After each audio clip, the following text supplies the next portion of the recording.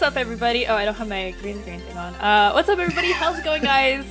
Welcome to the stream seed. I am one of your hosts, Lowco, and I am joined here by the lovely TheHunterWild. How's it going, Hunter? I'm feeling very relieved. Thank you for asking. Good. I gotta say, today, I feel really blessed to be able to say this like damn near every time we have a show. Really excited about today's show. Today, I'm going to be a sponge because we have two guests who I don't know if we could ever possibly find more equipped and experienced and intelligent and charismatic and beautiful guests for Hunter's the best hype man, I gotta say. For all of these are lies, but we're talking about industry jobs today. We're talking about industry jobs, not my lies, just industry jobs. And this is something that I'm personally I'm like super clueless about. This is why I want to be a sponge, and I think this is probably going to be a lot of us today is just absorbing the wealth of information we're going to be getting from these two people. So we are joined here by Brandon and Clara. Brandon, tell us about yourself. How did you find yourself moving into industry stuff, and what do you do? What are you about? So if you guys don't know me, I am Brandon. I hate having to say that. it's like, oh yeah. I'm Brandon. I work for Versus Evil. I am the influencer manager there right now. I kind of got into the whole industry thing by streaming. That was the first thing that got me like involved really. And I kind of started doing some stuff with social media. I started working at a marketing agency, and I did social media for McDonald's. And not a lot of people know that. I didn't know that. Yeah. So I did social media for McDonald's for about a year. And then I lost my job. And then I started streaming. And then I went back to working in retail just to kind of make money and stuff. And then I got a job at the Illinois Lottery. I was doing community management there too as well. And then I like wrote a tweet on Twitter about like, hey, to XSplit, talking about like their stream team, and that I wish that their US team was involved with more things than the UK, because the UK got to do a lot of stuff but the US didn't. And so they reached out to me, and they basically told me, oh well, we don't have anybody who works in the US, so that's why we don't really do that much stuff there. And I was like, okay, well, is that job open? I will send you my resume right now. And they took my resume, looked at it, and they hired me like that. And that's how I kind of got started like getting into the industry and gaming's field of stuff. All right. What about you, Clara? What was the question? Who are you? How did you get into the industry? And what are you about? I am currently the one of the influencer relation peoples at Sandbox Strategies. The difference between what Brandon does and what I do is Brandon works for a publisher. And I work with a lot of different clients, but in different capacities. So he's a lot more involved, right, with the games the titles that he works with, because he's right there with the actual publishers and developers. What we do is, because we're a general PR firm, a gaming PR firm in New York, and I and Santos are in the influencer relations branch. We deal with a lot of different clients, but they all vary in what they're looking for. Sometimes we're really touch and go. Sometimes we're like right there in the trenches doing the paid opportunities and things like that. So that's I think some of the main differences between what Brandon does and what I do. And so we both got different perspectives in that.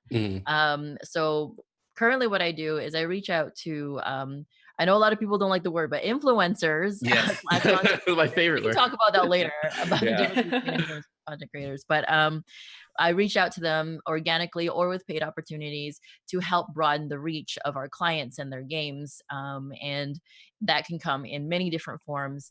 The way I got into it was kind of the same way as Brandon. I grew up with video games. Video games raised me. So that's why I have a really skewed way of, of looking at life. But, and I've always perfectly suited this. Sorry? It seems perfectly suited to this. Yeah, I mean, like I'm constantly thinking I'm leveling up, or like losing loot as I go along. Like my rabbit is going in for $3,500 surgery today, so I've just lost a lot of loot coming up. Yeah, so he's gonna be armored though with hopefully a bionic leg. I like that. I like that respect. My girlfriend tried to fast forward through a conversation the other day. Because she's playing a game that has speed settings. Mm. And she tried to speed through a conversation and couldn't do it. I understand how this works, getting absorbed into the. So anyway, can we long just story skip short, the end? I put out a tweet one day because I was like, how do I get into the gaming industry? If I was looking, who would hire me?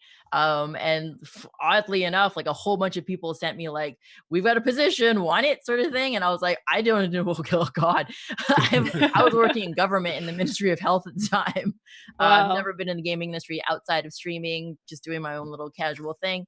And then one day, Santos approached me at PAX West and said, "Hey, are you still looking for a job in gaming?" I was like, "Yes." He's like, "We'll take you." I didn't know that. Okay. I love Santos. Yeah, like 9-10 months, and then they took me on full time. So I've worked with them probably like in total about 2 years. Ooh. Wow, that's awesome. So now this subject's really interesting because it's not like, people haven't been really going to school for this. Like, you guys didn't set out in your career path to be like, okay, this is what I want to do. It's something you kind of fell into. What kind of how did you guys get your jobs in terms of, what kind of experiences or educational backgrounds was important for your position? Oof. I feel like nothing I like, did. Absolutely none for me. College, nothing. There's this whole other topic. I'm not going to get into it, but 2018. I don't think the traditional education system is like conducive to all the innovative positions that there are out there, not just in gaming. They're going to teach you how to be an accountant or a fireman or whatever. Or so, if you're not in a trade or a specific medical field that you're going to live for the rest of your life, then you're not really super prepared from that. And nothing really outside of business, like general business school and marketing, would have prepared me for this. You kind of learn as you go along, because even if you have business and marketing skills, you're not going to have influencer skills because it's 2018. Okay. Yeah. 48 years ago, really. You're not going to be able to talk to the industry, streamers and content creators and whatnot. You're not really, there's communication skills can only get you so far when it comes to relations in this way. So, looking at the traditional university education, it seems to be pretty focal on very specific subjects and skills. And then in our industry, I feel like, and with a lot of contemporary fields, I think you have to juggle so many things. It's so diverse. There's so many skills that you have to have at least a base level in, that being an expert in like one or two things isn't really suited for the kind of stuff that we're talking about. Yeah, like Brandon's got one hat on, but he's got like 18 invisible ones. So much stuff. Like he's constantly flipping them. Right. What are you, like a community manager? You're like influencer manager, your communications, your PR, your client management. Everything. You just got like everything all in there. But I mean, this is the first job I've had that I've actually had to work with influencers, and that's all I did. Because like when I worked for Expo, I did like support for the software and maybe like work with streamers sometimes, but like now this is the focal point. But like I was gonna say earlier, like there was some, I would say like education, college to a point kind of did work in my favor, because I did want to be a journalist, and that's how I got my start in trying to make my way into the gaming industry. I started my own website after college because I couldn't find a job.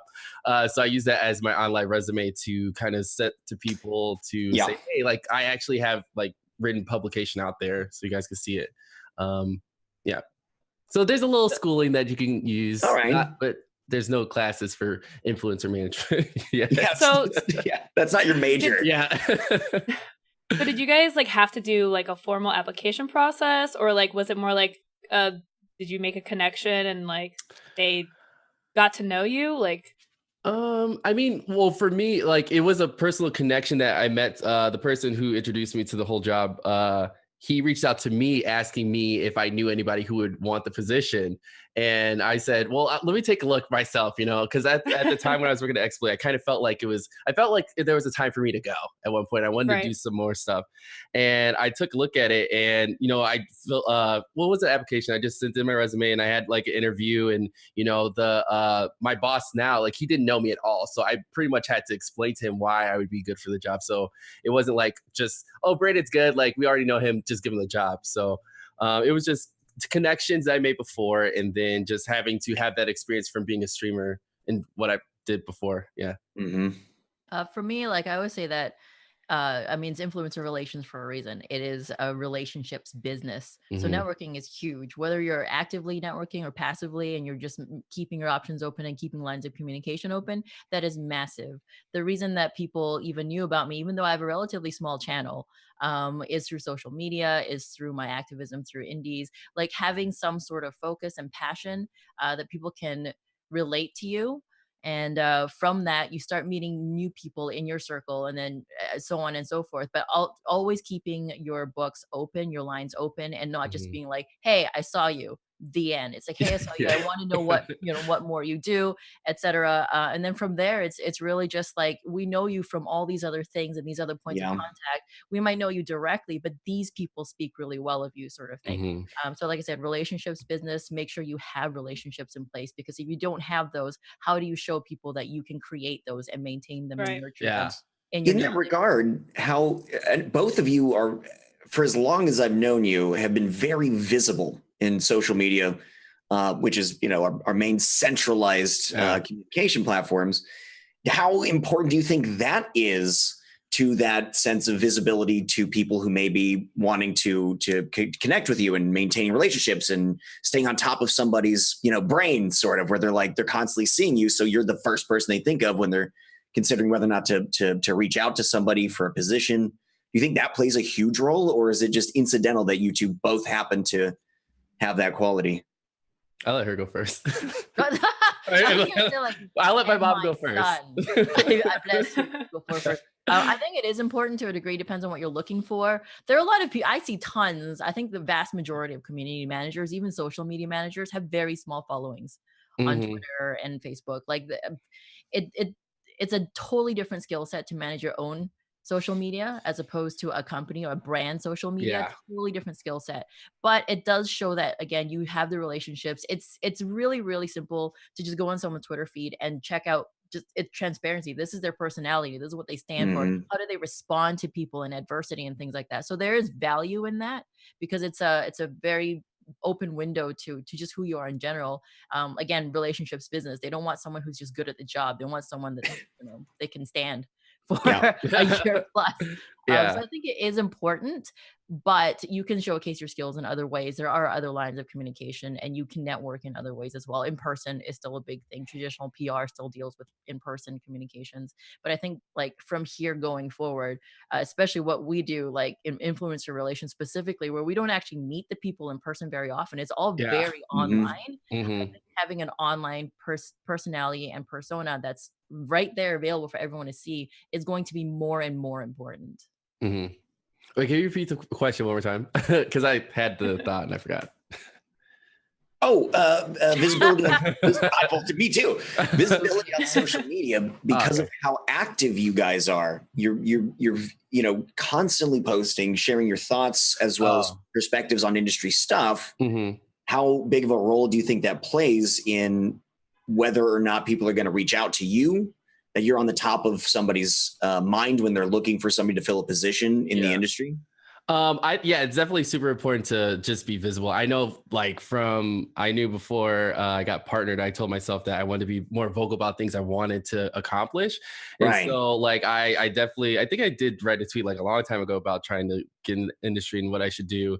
But like, people, you don't know who reads your tweets. So somebody might reach out because they see something like, oh, like Devin, for example, Lady Devin, she just got a job at Bethesda now as That's the right. associate community manager, and she tweeted about that she wanted to learn about the job and do it, and now she like made it. But it's Yeah. definitely very important to be visible and talk about the things that you want to accomplish, and if there's like extra things that you're doing on the side, like as a hobby, or if you're running events and things, like making people know that you can do that is Yeah. a good way. I like the Twitch meetups, like me and Claire both do them. And that was another reason for I was able to get this job now, is because I have to run events too for Versible sometimes. And with my experience with the Twitch meetups, I said, hey, I already run these events already, so I could probably do a whole convention event too as well. So let's do that. But I had that. I've had tweets and stuff from Twitch Chicago that I could show that, like, Yeah. I had the experience before. Yeah, I actually really like that you brought that up, because that was what I was going to bring up next, is the fact that you guys both run Twitch meetups, which is huge. And Clara mentioned, the importance of making connections in person. Like, can you guys elaborate a little bit on that experience of making connections at conventions or meetups and stuff like that? Son, do you want to go first? I'll go first. Yeah. Yeah, for meeting people in person, yeah, conventions are a big thing. I would say for streamers, if you can get out to a convention, definitely a local one too as well. That's how I met a lot of the people that I work with or have met now, is through conventions and different events. It's a great way to connect with them, especially if you go to a party. Like, that's when people usually feel like, they could talk to you and stuff without having to deal with like running around, take care of convention stuff. Let their guard down a little bit. Yeah, it's a little more yeah. And that's where I get the best connections, after drinks. Brandon just gets you drunk and then asks, like, can you play my game, please? Yeah. If you're going to let them come, if you want to know about it, have another beer. I think I may have done that maybe once or twice. But yeah. Go ahead, Claire. Sorry. I finished my statement. Yeah. I completely agree with in conventions being like a huge touch point. Like I said, I'm a very relatively small indie game streamer, and just going out to conventions and meeting every single indie dev and showing genuine interest in their games, and then letting them know, hey, I also stream games. I want to like give you more publicity, and that sort of thing starts the conversations, because the indie dev community is so small comparatively, but they're very intimate.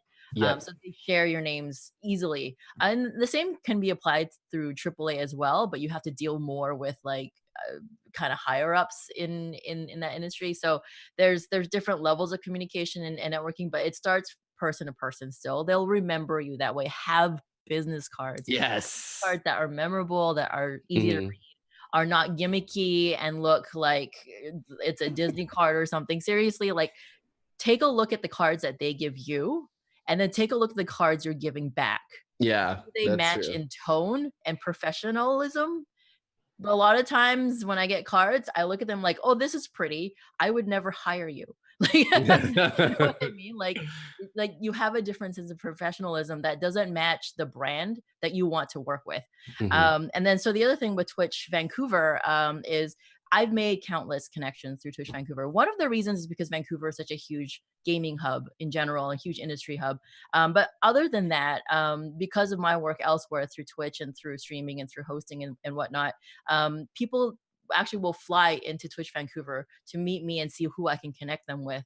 The last one was like huge, and the one before that, in terms of Twitch Prime came up, for instance, because I do promotional work for Twitch Prime, and I introduced them to one of the devs that is one of our clients at Massive Monster, and because of that little like introduction, now Adventure Pals, their game that we demoed there, it was in last month's free games with Twitch Prime, and it's directly because of that connection. There's lots of little connections like that. The Yeti is here; they make T-shirts and whatnot, so we get them connected with other indie devs that they can do collections for, and it's just really cool to really capitalize on every interaction. If you're a streamer and you go to a convention like PAX or whatever, and you just want to hang out, cool. But if you actually want to grow and do something, be ready for that. Like, be prepared, have your own elevator pitch in mind, and make sure that you go into it with your game face on, because if you leave and you don't have connections, and that your goal was to grow yourself as a streamer, you haven't done anything. You've waited. And you're just floating out in space with no tether.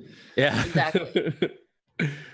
So you mentioned like the indie dev community be very intimate. Would you say that that's like a good place to start if you're looking to get your first experience working in the streaming industry, working with influencers? Yes, definitely. They're very new to it as well. They need all the help that they can get. Whatever expertise that you can have in community management, and well, if you're a streamer, you have a community. You have community management skills from that, and it's what you do with it. You can just be really like, I have a Discord server. That's how I manage my community. Or you can do more with that. Do events. And connect people together, and like there's different ways you can apply that, but indie devs for sure are looking for people who are more in touch with communities, as opposed to like huge companies who just want you to like buy people. Just the numbers themselves. Yeah, because they know that their games are gonna get played. Right. You know, your value kind of decreases in that way. So this is the difference between numbers and people. Yeah. This is another thing I always talk about that I feel that a lot of companies, and especially indie companies, are doing now by bringing on streamers into their company, is that they're getting people who they want to promote their product. And it's not just a random person. It's like, you have a lot of followers, play this game, and it doesn't go anywhere. So it's definitely a good way to work with indie people. And then if you want to work for the gaming industry, it's a great way to start because they're more open to trying to find ways to change up their way of marketing. Yeah. And I also want to add on to that because a lot of people, there might be some of you out there who don't necessarily want to look for an industry job. You just want to like get in with developers in general as a streamer. Indie devs 100%. Because like most of the time indie devs make their games because they just want them to be played. They're not necessarily looking to be commercially successful. They are passion projects and they want their games just to be played. If you've got 3 viewers and you stream their game, they're like, holy crap, someone liked it enough. Exactly. You know, like the satisfaction you get from that is huge. And then and they talk and, you know, like it opens more codes and whatnot later on. Oh yeah. And they will probably come into your stream and like, you know, shout you out and stuff like that. I know that we community manager for Banner Saga, she goes into all the streams of anybody playing it. So super important to support indies. Does she like backseat and go like, no, don't use that? No. I hope not. But I know she gives like codes and stuff to people and like they send really great responses back that like, you know, someone from a dev came into their stream and actually talked to them into their communities. That's awesome. So how important would you say it is to stream to get a position like this? Like to have that experience? That's a good question. I don't know. I can't say like how important. I can say that it is a huge plus. Yeah. I would say the same. It's the same thing as like the whole social media thing. Like a lot of them don't have a very big followings. They're not very active themselves, but they can show that they can represent a brand. So it's kind of the same idea. But if you do stream, it shows, like I said, like you understand that world. You can communicate to streamers and that on that level. There's like Brandon, you know, when you talk to a streamer, it's different from like some other guy who's in marketing who will talk to them. Oh yeah, exactly. Yeah, you can speak the lingo. Just tap at everything that you say. Because like I'm down. Yeah, because I understand because I'm a streamer too, so I know what streamers expect. And the thing about why I love my job and like anybody who's in this position, like you will know when you meet a streamer in the games for them. And I don't tend to give like my game out to everybody just to get it out there, just because like not every game is for everybody. So I try to fit games specifically for people who like that genre of game, if it's like an action game or RPG. And I feel like a lot of companies, like probably a lot of AAAs, like just have somebody who just hired and they're just bringing in anybody under the sun. That makes a lot of sense. Yeah, like having some random suit come and approach me for, you know, to do something. We're not communicating on the same level. Like I can talk to them, they can talk to me to a certain extent. We can get something done. But when one of you guys comes in, you're my people, right? We're talking the same language. We already know the space and why certain things are valued. We don't have to explain that. It's that groundwork is already done. Yeah, it's very true. And on top of like streaming, I guess, what other things would you say would be like a plus or, you know, like for example, like moderation, like being a moderator or being like a community manager, like, oh yeah. Like those are some important, I guess, like roles that you could get as like ground experience. Would you say? Yeah, like I know there's been some positions even at Twitch for like global moderators from people who mod in other channels or big events that like esports events that happen. Like I think they should do more having more people moderating it so it's not as crazy because obviously we hear a lot of the trash that happens on the internet from esports events sometimes because of the chat. But like moderation is a good way to get experience. And then like, cause community management as well. Yeah. When you're in Discord or you're a moderator, you're right. The community is staying safe and nothing crazy is happening. Hopefully your community's doing that. Hopefully. Yeah. Hopefully, you know. Yeah. And again, like having that the visibility is a huge thing. Just having a little wrench next to you. People will remember you. They'll follow you, they'll ask you questions and also you're willing to put yourself publicly and stand behind the actions that you take, which is massive when it comes to relationships. That sense of responsibility, Yeah, exactly. Yeah, and if you're a moderator, like for a streamer that grows or has a sizable community, then eventually you become the community manager for that streamer. That's something that can evolve into a paid role, or that you can Totally. take Mhm. to expand and That would go be- to yeah. companies with, being like, I do community management for this sizable community. So like starting as a moderator, I think is like a great way to ladder up and get that experience and get into something that's like a paid job. Yeah. Mhm. I also want to throw in hosting as well. I see a lot of great people who do like hosting Oh gigs yeah. for Twitch and Mhm. for publishers. Like Man vs. Game was doing what, like Devolver or something like Yeah. that. Yeah. Brandon Uh-huh. did some Twitch hosting as well, which like really kicked ass. DJ Tech Live does an amazing job Mhm. doing that. I think Hunter, you did some hosting too, didn't you? No. Nope. Well, I just imagined someone else on the Soon. toilet then. Soon. But again, like if you just visibility, put yourself out there, Yeah. make sure that you've got the personality to back up the actions that you take, the things that you say, your confidence really shows. And that's just things like that are just huge. Get your name out there. I can't stress that enough. Yeah, I totally forgot about hosting. Thanks for bringing that up. Yeah, I was that's, like, a, oh, I that's said that definitely a good before. one. And it's Yeah. one where those opportunities present themselves to us if we're willing to get out there and reach for it. Like every TwitchCon, the partners signing up, you get that questionnaire, right? That's like, what do you want to participate in? What are you interested in? Hosting is one of them. You can check if you want to move into the industry. Does it seem like a good idea to like check all of those boxes and try and get that experience? Yeah, I don't see why not. Mainly because like if you get picked to do something, that's a way to get some experience. Yeah. Yep. Yeah. Right. Never say then, no unless it's something crazy. And like as a streamer, like you get that, like when you start streaming, like maybe you're super charismatic or maybe you're shy. Like when I started streaming, I was super shy and quiet, but you kind of learn the skill of being able to speak. And then from there you can practice, like you can host or do tournaments, like practice commentating tournaments like on your stream and stuff. And that's stuff that you can use to create like a reel. And from there, you send out the company and say, like, this is what I can do. This is what I've done on my stream. Like, you don't even have to like actually land a job to be able to show people that you can do that job, which is really cool. On stream too, you can get really creative with that. I've incidentally done things like I had playing the latest Jurassic Park game, Evolution. I ended up creating a battle royale with the dinosaurs, and I named them all after viewers. And I wasn't playing the game anymore. I was just commentating on what was happening in there.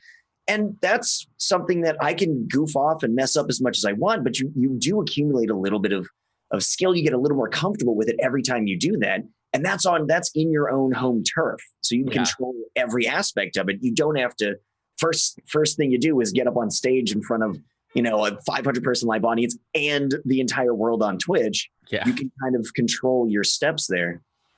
And to riff off what you were saying, and also what Brandon was saying before, is if you're passionate about a certain company and you feel like that is a good fit for you, I want to work there, do whatever it takes to get your name out there, play their games, tweet at them, and make it known that this is a very different world. Okay, this is not one of those where you put the cold resume and you sell yourself that way in an interview. You need to tell them that you are passionate about their brand. This is a brand you're representing now, and like, I'm gunning for you. I want that position. Let me know when this is open up. What do I need to get there? Show your passion for them right away, because that's what they're looking for.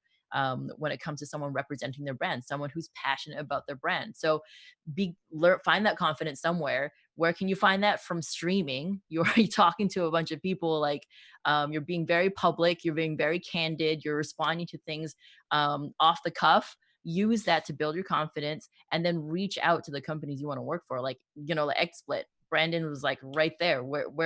How come you don't have this here? And I'll be the person that does it for you. And versus evil, like he's out there, he's passionate about their brand. Make sure that you're out there and you tell them, like, I want to work for you. You guys like speak my lingo. This is what I can offer you. And if I can't offer it, now tell me what I need, and I want to work with you guys. Like that's huge.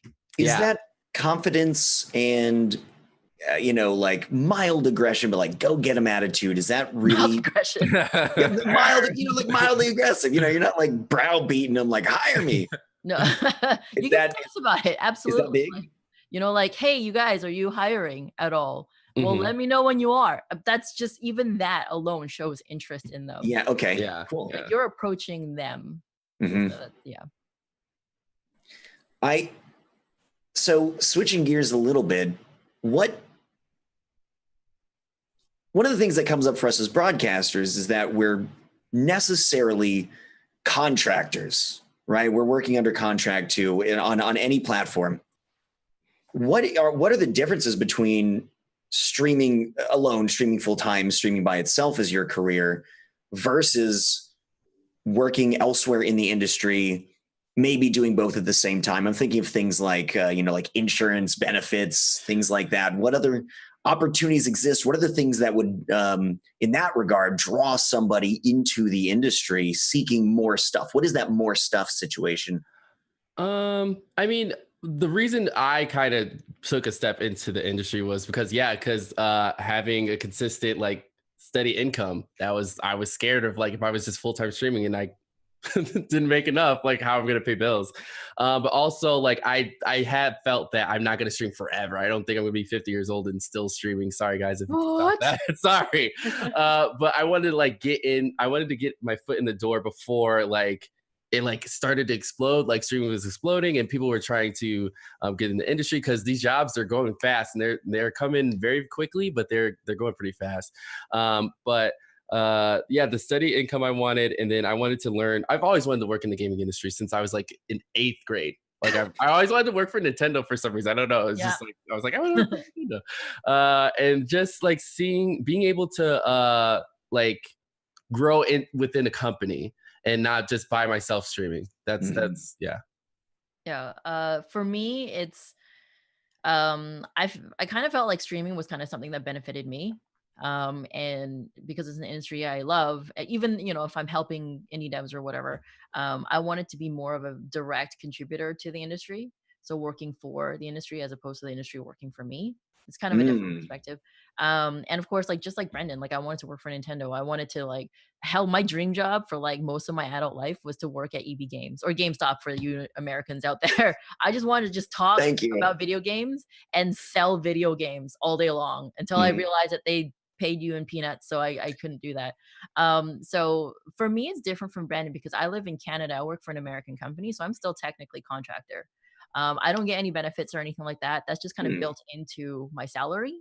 So we kind of negotiate in that way. And, what I get paid also covers what I personally pay individually for health benefits and things like that.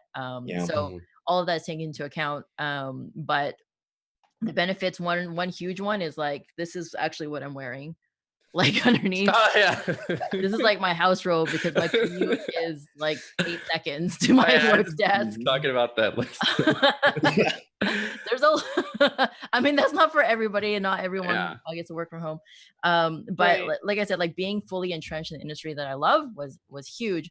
I also worked in public sector before, in government. I came from private. I came from a competitive professional background, and being in the public sector where the guy who's, like, I don't know, dicking off in the corner and falling asleep every 10 minutes was getting paid the same amount as me. Wow. That wasn't for me. Yeah. Welcome to government. So I was like, you know what? I want to be excited again for who I work for and what I do. And this is my opportunity to give back the skills that I learned from streaming. And all the other opportunities I got through streaming, hosting, traveling, and representing companies, staffing booths, hosting charity events, going to places like St. Jude to organize other streamers. And, like, there's just so many opportunities that you get from streaming. If you keep your eyes open and you work really hard for it, it will open doors to things that you never knew existed. I had no idea my right now existed until the day I was offered the position. Yeah. Like, I'll sorry, go ahead. I was gonna move it just one step in a different direction. So go on. Oh no, I was just gonna say, like, yeah, if I didn't stream at all, there'd be no way I would be in this position right now. I'd probably still be working at retail at this point. But it definitely opened up so many doors for me, and getting to use my skills in ways that was not like a typical job would do, like, hosting and all that kind of stuff for production, audio production. But as streamers, we all do that as well. So yeah, we all do that kind of stuff. Does that get you more invested then? Yeah. Oh, say again? Does that get you more invested in the job because you're getting to use those skills? Oh yeah, yeah, Now? like yeah. It feels great to like put all these things I've been learning on YouTube to work. Yeah. Yeah. All right. So, like, in addition to that, I guess that one thing that I've heard from my friends who have made the transition is how relieved they are that they have a secure paycheck. And that's what I think Yes. streamers, where that can roller coaster repeatedly throughout the year, whereas going and working somewhere else in the industry outside of streaming exclusively, you have an anchored paycheck. Something about that, it's salaried, or something about that is fixed and determined, and you can rely on that. I imagine that that's a big relief for a lot of people. Yeah, if you're coming from full-time streaming, then yes, that's a huge relief. I didn't come from full-time streaming. I did have the reliable paycheck already. I had my pension and all that. So like my security was really already taken care of.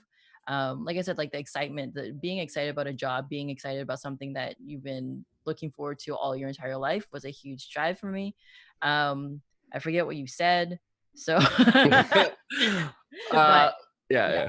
go ahead. But no, like having definitely a steady paycheck has been nice because I did full-time stream for 3 months like 2 years ago, and it was like the worst. I hated it.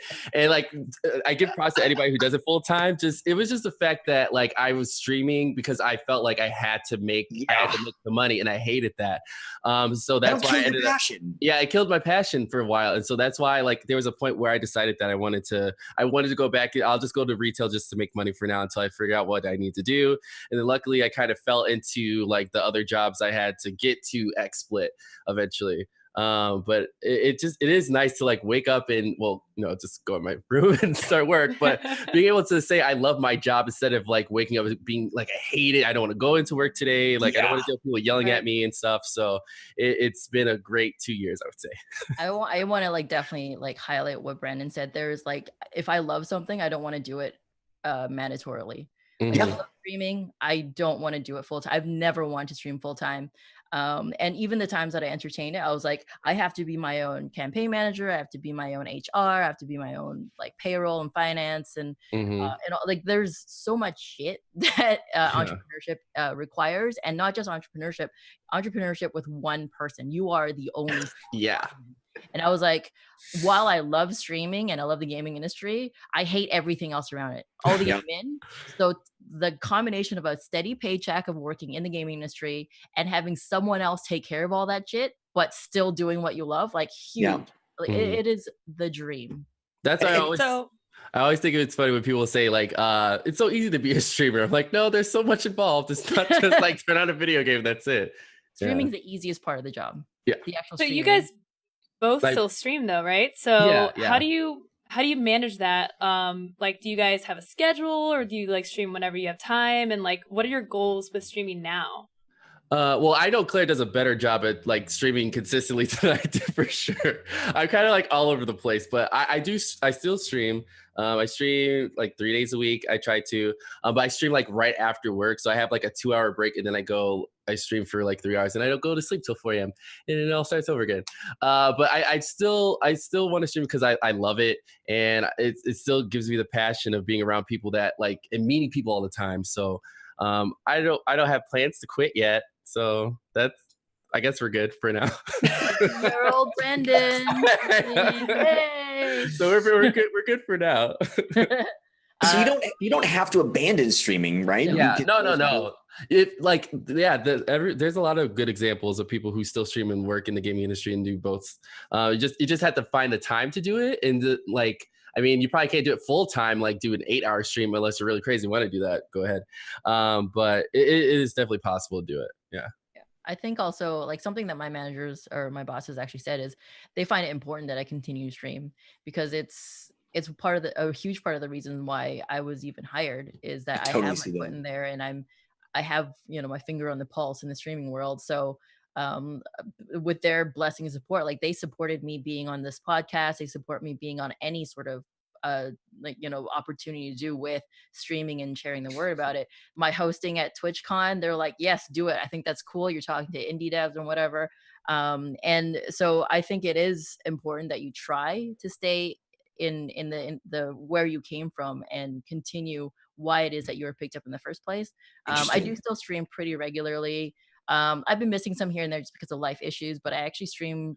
My regular schedule is 5 days a week. I stream about 3 hours later at night. I still get regular sleep out of it. And I do commercial time on Monday. But you know, it's whatever you can manage. For me, I know a lot of people don't like to have schedules, and when they have a full-time job, totally cool. For me, just personally, I find I need to get that regular cadence going for me to make sure that my energy is kept regular. So, you know, my body and everything, my brain and my mental health and whatever expects that I'll be streaming at a certain time and whatnot. So that's just important to me personally, but it's not for everybody. Yeah. So, do you know anybody who has transitioned from streamer, presumably full-time streamer, but that's a little vague, into the industry completely and then back again? Didn't find what they were looking for in the industry, felt like they were missing streaming, couldn't do both at once, came back. Do you know how possible that is? Anybody that we can look to for that? Did That's Cat do that? That's what I literally was thinking. I think so. Actually, let me make sure I get his Twitter right before I say the wrong name. I know she changed her Twitter account, so I can't write it anymore. Yeah. But she was streaming, and then she went into full-time industry, and then she left it. But I don't know if she went back to streaming or if she went back to school. So I don't really. I don't know anyone personally that went back to streaming full-time. It's certainly not common then. Well, yeah, it's not too common. There is one person. So young, the industry. Yeah, exactly. That's why, like, I was even saying, like, I want to get into this position now because, like, who knows where streaming is going to be at later on? Yeah, and like, it's going to be very hard to find a job or whatever. But I just thought of someone, Jason Paradise. He used to work at Ubisoft, and now he's a full-time Twitch partner now. So he went from there to streaming. So really, he loves it. Avalon Star kind of do that too. I think so. Oh yeah. Okay, now we're thinking of a good example. Yeah. Full-time streaming. Yes. Yeah. That's true. Yeah, it's about your passion. Follow your personal passion. So Hunter, unless you have anything you want to ask, we can definitely start taking questions for a Q&A. Oh yeah. If there's anything else you wanted to touch on. What maybe I don't know if I missed this. This might have been something that we could assemble out of all of the conversation. But what actual distinct types of industry jobs exist? What options are out there? Like examples of some? Yes.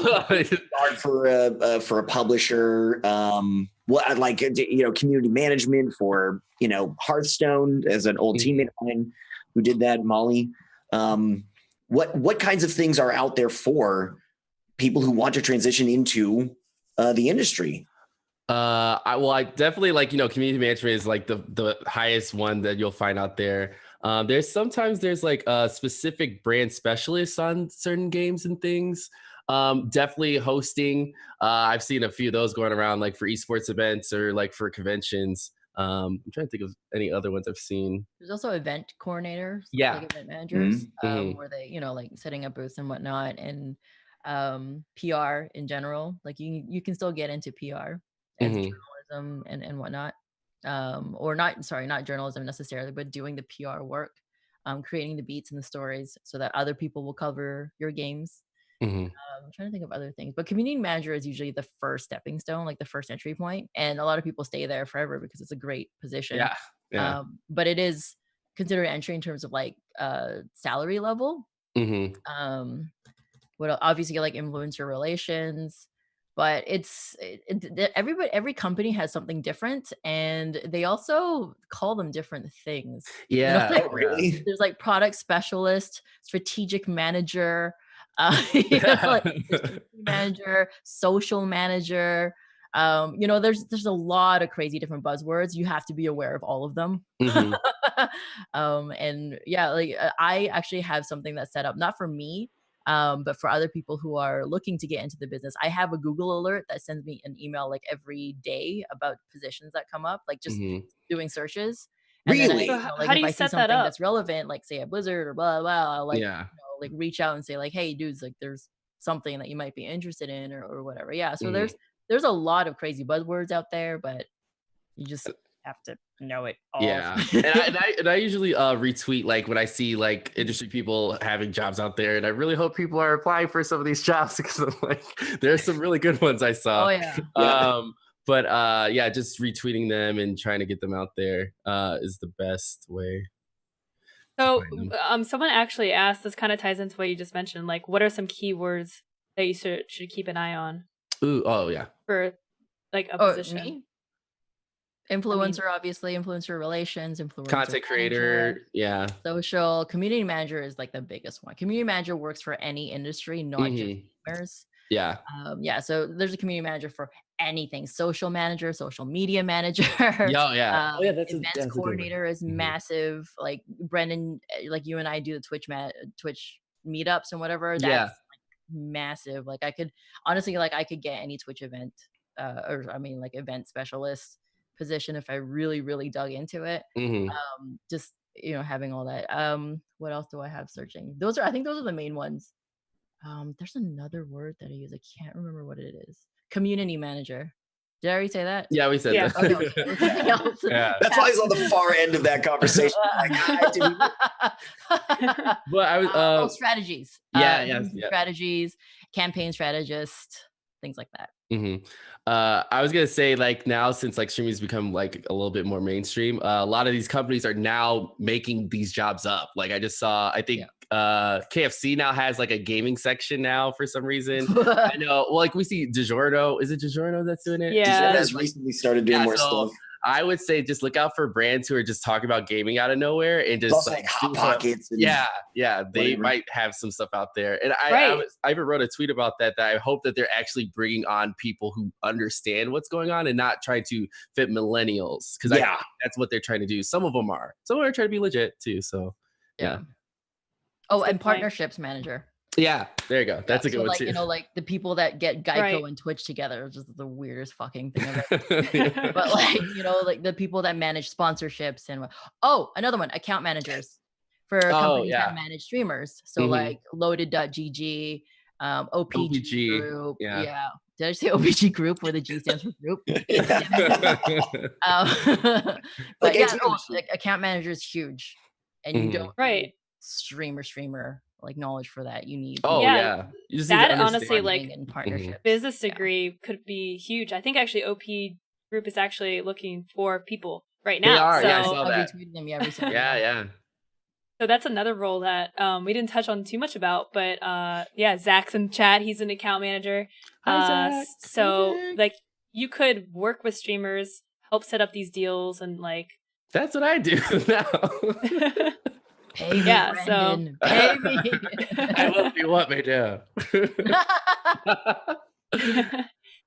So we will take questions for a Q&A. So if you guys have any questions, if you're lurking, we want to ask something to our professionals here, we will gladly take your questions. We do have one from Lancer Echo who asks, how did you work streaming out within your company's social media policy and contract? Do you have to have a direct nailed down thing, or is it a don't ask, don't tell? I see way too many people just ignoring the fact that the streaming might be at odds with their work's outdated media policies. Oh, okay, I see. Well, like I was very upfront with like my social media, and I told my boss like how I run it, and like I showed him everything. So I think they have the general like we don't want you to like going into politics too much or doing too much things where it can be controversial to like ruin the brand or do anything bad to them. But from what I've seen for companies who have these positions, that they know that social media is like, they can be a little bit loose about it, not to like, you can't say it's raining when it's snowing or something. I don't know. I just thought something. It's like a massive list of like, I don't think these positions are very like set in stone that you can't do too much on social media. Yeah. Yeah. And I think a lot of that has to do with the fact that it's so young, right? It's so new that it's like it's not some old, like, company that just got Twitter for the first time, and like it's like it's more of like Clara mentioned earlier, it's a lot about connections and relationships. It's very organic rather than just, you like, have to be structured. Approachable like that. I think social media is the first touch point for a lot of people in this space. Most of us are introverts and we don't like talking to other people, and this is the best way of doing it. That's why we It's a safe space. So the first thing that they're probably going to see is us on social media, and they're going to see like, Yeah. oh, there's Sure. bunny pictures. Clearly, she's damn cool, and I want to work with her.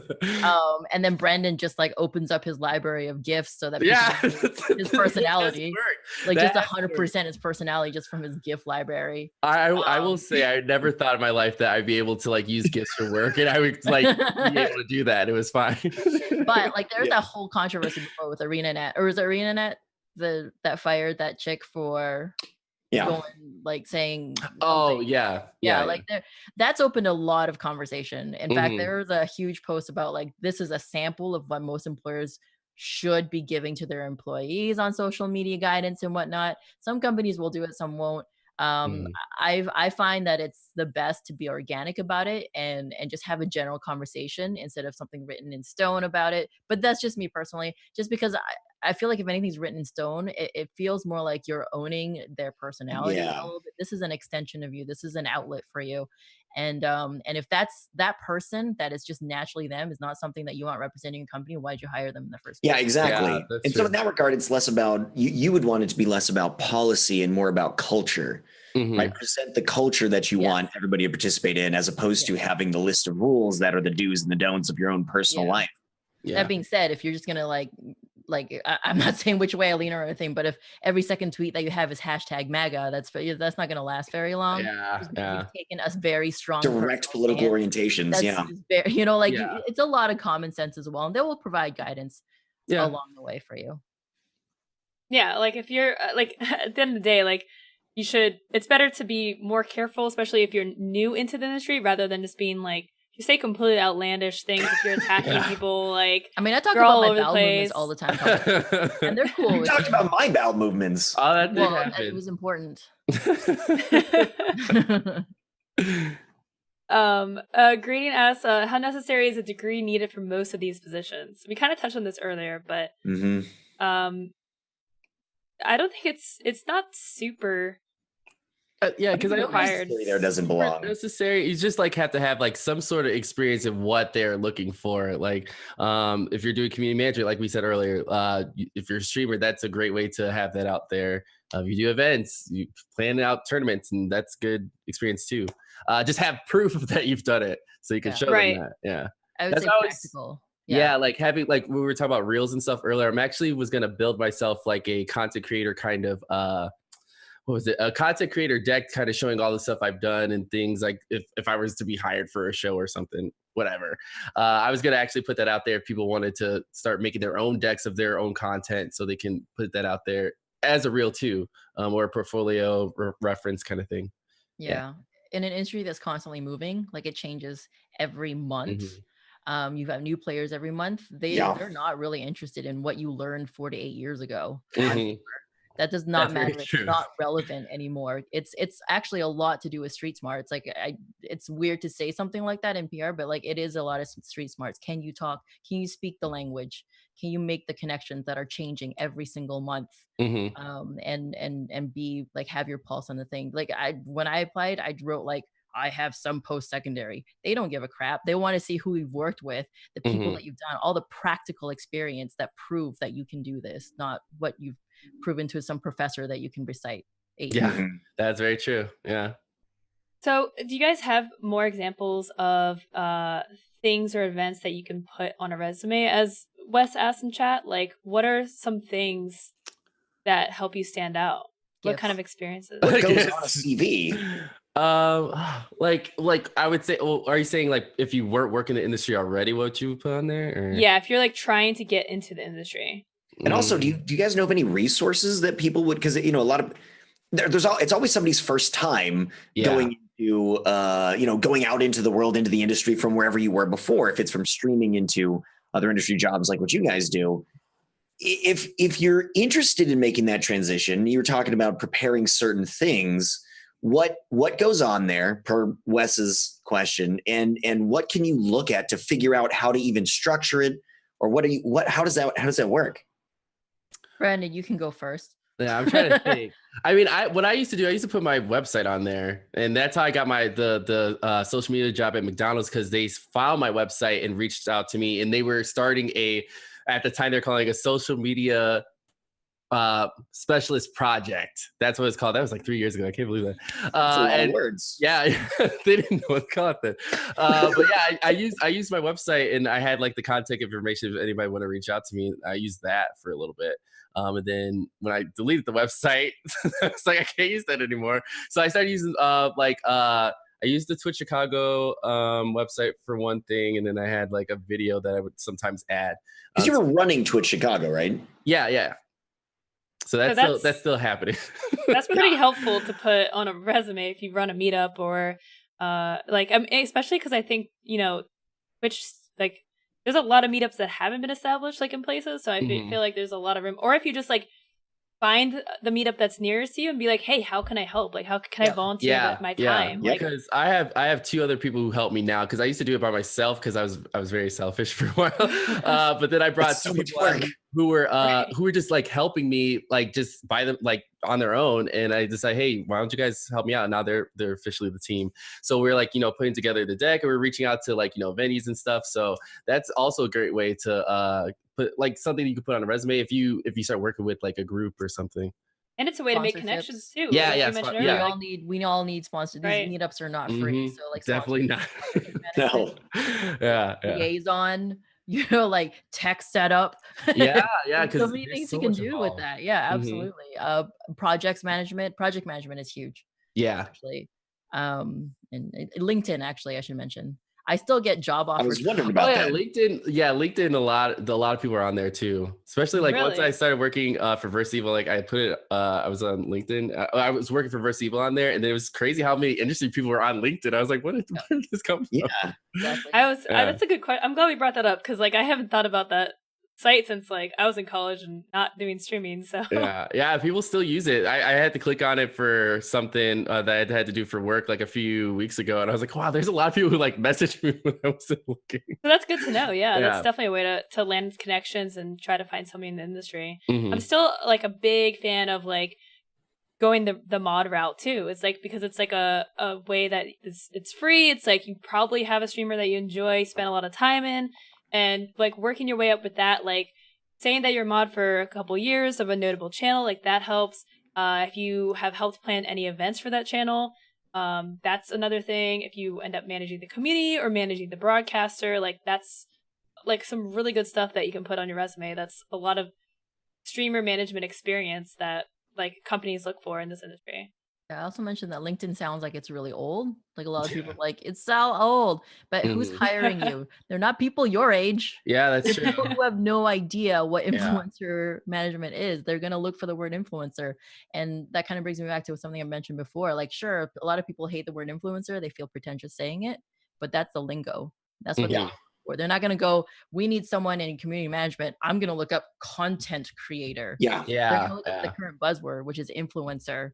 Or you look at less for the cultural cachet of the term and more to like people literally understanding what you're saying. Exactly. Yeah. You're presenting information. You have to use the words to get that across. And that's a word that is consistent. It universally means roughly the same thing. Mm-hmm. Honestly, like, and another thing you can consider, like, sorry, I'm still on the mod thing, but like, if you do mod or community management, like, you can have that streamer ask them to write a letter of recommendation. Oh, yeah. That. Like so many times. I've been asked to do that. Like, it's definitely like a very helpful thing. Yep. Yeah. So Rousdower says that archive everything. Portfolios and examples of your work make you stand out beyond the standard resume. Yeah. Yeah, the nice thing about like working with a streamer is they have VODs, and like, you know, if you help to put something together that ends up getting saved, you know, you can link to that and be like, hey, like I put together this huge game launch event for the streamer. Like here's the VOD link. And make connections on LinkedIn.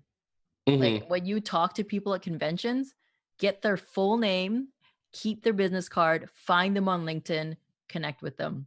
Yeah. That is a huge passive way of getting connections. Like I've gotten job offers because I've been linked up with other devs that I've met and never really like super worked with closely, but because they can vouch for the fact that I am a good person to talk to and they can remember the interaction they had with me, whether it led to anything or not. Like I've gotten like, hey, are you interested in relocating to Chicago? No, hell no. but it's, it still happens quite often, actually. And people underestimate the old people tools. Yeah. I completely agree. In terms of the business card, is that, how should you design your business card? You said it should be, the proper tone, right? Like, you apply for the job that you want.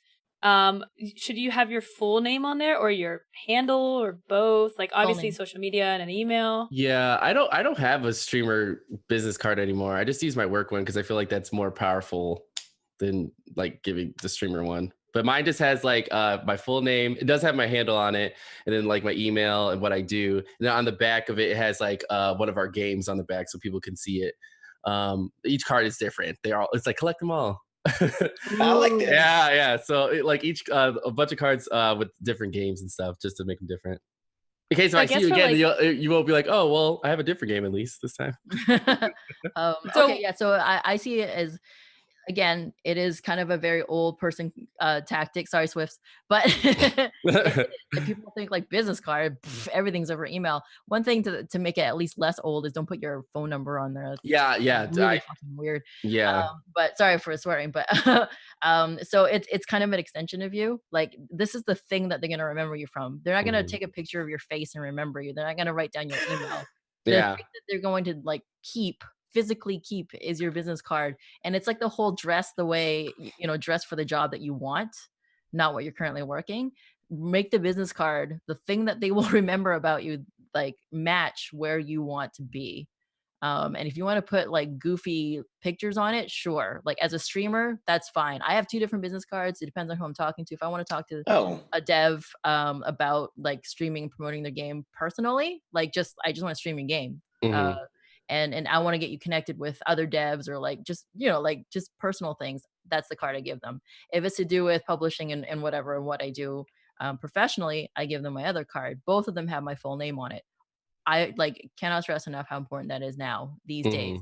Having a handle does not show that you are confident in being out there professionally. And I know a lot of people have reservations about that, but let me tell you that if someone malicious really wants your information, hiding behind a handle will do nothing. They'll find it. That's They'll find it. A valid argument. I remember when you were considering whether or not to use your full name and stuff. That was like a year or 2 ago.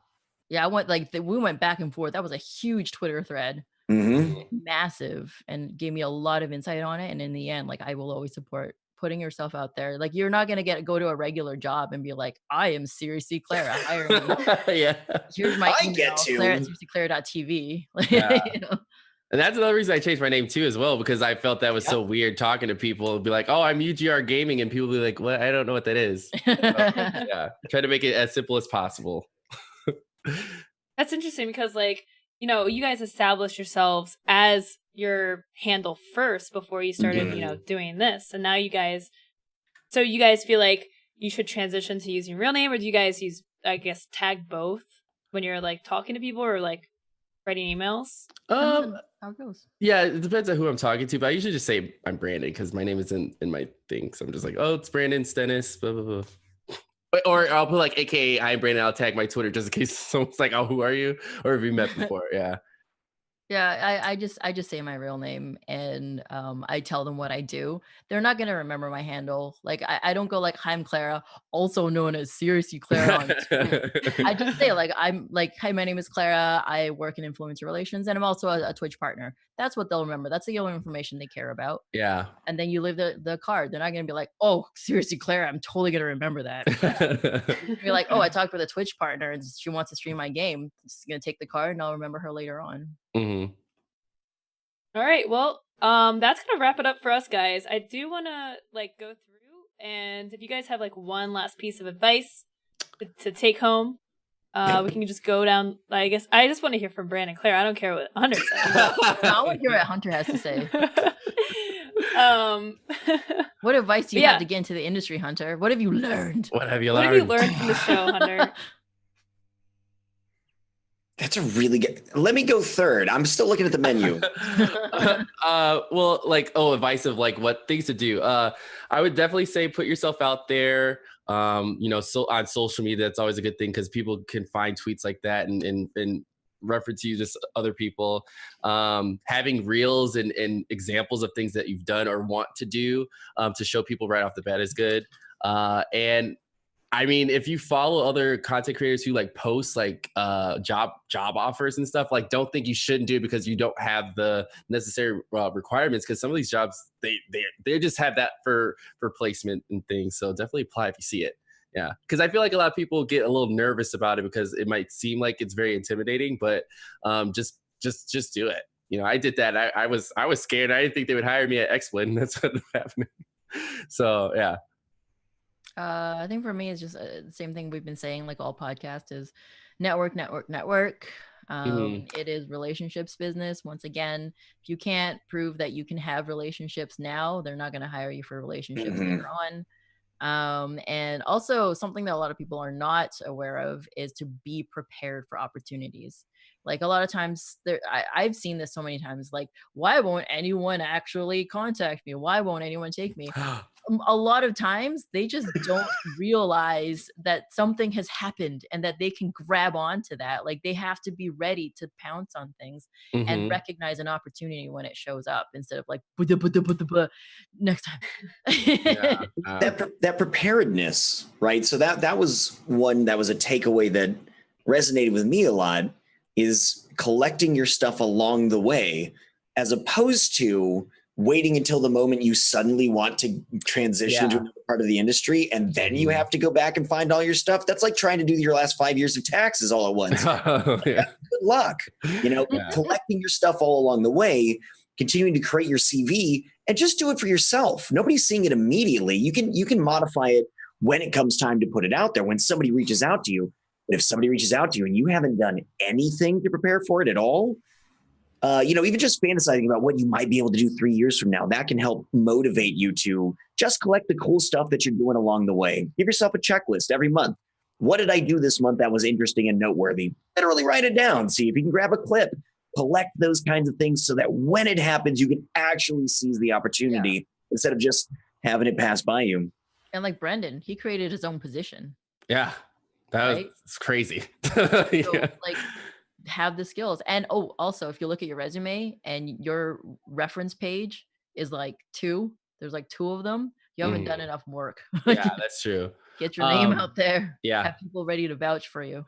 I was gonna also say, like, making sure you have a way for people to contact you, because like I know for me, for work, like I come up with weird things for us to do for our games. And recently I reached out to a bunch of streamers who were creative streamers and about doing art for one of our games that were DLC that was coming out. And I've contacted people because I saw their work before and just reached out to them. So having places to be contacted is great. Email and Twitter you never bio? know what will happen.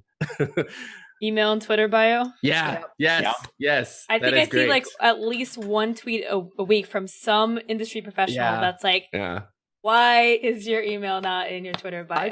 I do feel like I think YouTube is a little bit worse, because it's like some people, like, there's no way of contacting them at all, or you have to find out who their manager is or something like that, but the manager's info is not there. I've run into that a lot on YouTube. Most of them list their business emails address on their YouTube about page though. Now they do, because now they have that little button. There's a cool button now that you can click to verify who the person is, because like even with keys, that's a whole nother conversation. I guess my piece of advice, I want to echo the networking thing, and then I want to echo what I kept saying about the moderator thing, which I think is like a great path to like get experience, and also just like actually streaming. Like I think those 2 pieces of experience are both really helpful to understand the industry and to put on your resume or to say that you have that experience. So, Clara and Brandon, thank you guys so much for joining us. Yeah, like, no problem. Thanks a lot. It's been awesome. Thanks for having us. We want to do a show like this, and I know it's so helpful to so many people, because it's one thing that we always talk about is like there are other things to do besides streaming. Like you don't have to put all your eggs in one basket. Yeah. So where can we find you guys on social media? Clara, starting with you. Where can we find you, and what are you up to? Everywhere. I'm on Twitter probably the most. And if you don't like rabbit pictures, just don't even bother. Or food pictures. Food pictures and rabbit pictures. I stream on twitch.tv/SeriouslyClara, and I stream all indie games all the time around 8 o'clock p.m. Pacific, Monday, Tuesday, Wednesday, Friday, and Saturdays. And it doesn't matter everywhere else. You don't want to see my face on Instagram. It's dead. It doesn't. Whatever. What is Reddit? So it's really mostly Twitter and Twitch. You can find me at iamBrandon TV on Twitter because I can't get iamBrandon because someone has already. But you can find me on Twitch at iamBrandon, and then I think everywhere else is iamBrandon TV. But yeah, that's about it. And you're doing a Scarathon soon, right? I totally forgot about that. Yeah, Every year. Yeah. So Terrible project. October 12th through the 14th, we're going to be doing a 72-hour marathon of we have 57 streamers on both Twitch and Mixer. We're going to be raising money for Gamers Outreach for charity, so they're all going to be playing scary games, and it's going to be nuts. That's going to be at twitch.tv/Ravenheart. This is the third year we've done it, four-time in general, because we just did one for St. Jude, so that's going to be nuts. Nice. And I'm probably not going to sleep, but I'm really excited. I feel free to link that in chat too, so people can follow it and I have I'll put the tweet. Yeah, sure. Yeah, I'll find that. And Hunter? Hi, I'm TheHunterWild. TheHunterWild TV on Twitter. Because I'm for 5 years, but I know you were telling me that. Can't get the TV off of there.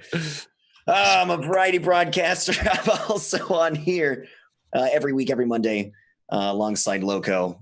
Just always have such excitement to learn and talk with people who are just experts and beautiful. I like seeing beautiful people who just really know their stuff and define their fields. Thanks again, you two, for being on here. I think I'm gonna try to stretch during streams this week because I'm doing 5 12-hour streams in a row of Assassin's Creed Odyssey starting tomorrow. Nice. 2 days early. So excited for this. Unfortunately, I get to look back at the last release. I ended up getting obsessed with it. But I'm intensely excited. I stream all kinds of stuff, and you can find me over on my stream. Sometimes all day. Sometimes just all day and every day. I don't really have a schedule. It's just as much as I can. Can I see your morning face again? No, at TwitchCon you can. Definitely. I don't do well without sleep. I have to. Lowco. What do you do? What are you about? Oh, wait, what's going on tomorrow on this fine cast? So I forgot to mention this earlier, but we actually had Clara featured on our website last year about like this exact discussion. So like if you want to read a little bit more about that, I'm gonna link that up in chat for you guys. I don't know if Claire remembers what she wrote, but we did do that last year. So definitely check that out. Gone. Yeah. So yeah, I'm Lowco. You can find me at twitter.com/Lowco2525 because of course someone has Lowco and doesn't use the Twitter.